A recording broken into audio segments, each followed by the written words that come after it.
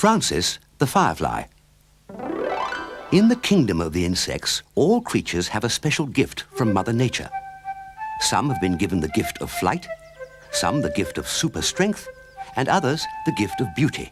So the insects, being a friendly and helpful bunch, agreed long ago that they would all work together and build a wonderful land where they could all live happily. They decided that the ants would build the houses, the busy bees would make lots of honey, and the spiders would spin silky silvery webs to decorate the land and make it look beautiful. Now, the fireflies were given a very special job to do. As you know, the insects love the nighttime.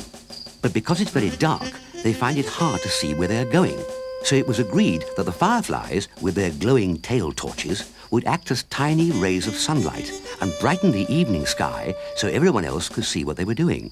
At the time of our story, Francis the Firefly was only young and not yet able to make her tail glow brightly like the older fireflies. She would practice all the time, flapping her wings and trying very, very hard, but still her tail only shone dimly. And this made her feel very sad. All the other insects told Francis that one day she'd be able to join in with the grown-ups, but Francis didn't want to wait. One evening, Francis was sitting on a twig, feeling very sorry for herself, when Cocky Roach appeared. Cocky was a very naughty young cockroach, always in trouble. He knew why Francis was upset and thought he would trick her into joining him in one of his rotten games. "Come with me, Francis," he said. "I'll show you how to light up the night." Francis couldn't resist. Cocky took Francis back to his hiding place and pulled back a leaf. There, to her surprise, was a box of matches. "My mummy left these on the table at home last week and still hasn't noticed they're missing. With these, you can really burn brightly." Francis had been told many times how dangerous matches could be, but Cocky had her under his spell. She wanted so much to be like the grown-up fireflies. She took a match from the box and, with Cocky's help, lit it. The flame burned brightly and a flickering glow shone all around her. Delighted with her newly found torch, she took to the sky.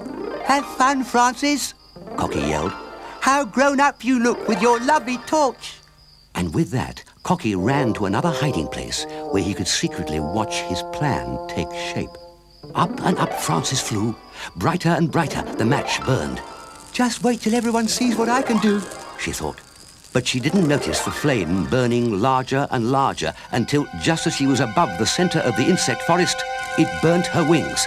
The pain was so bad that Francis instantly dropped the match from her grasp and it fell to the ground. It landed on a pile of twigs that the ants had gathered, and of course they started to burn. It was only a matter of minutes before the whole forest was burning.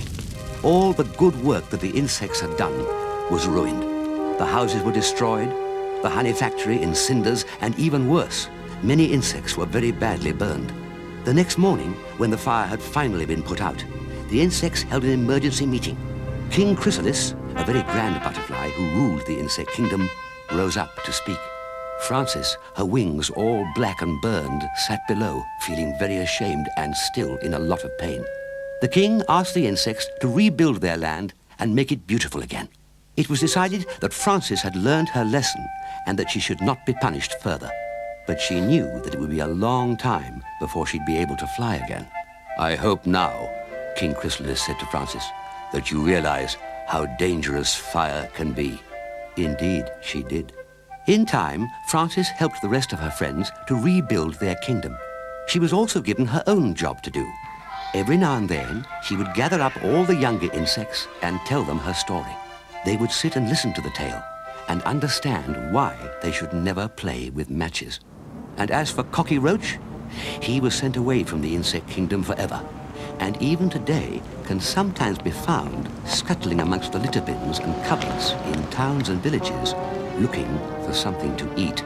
Remember, never play with matches.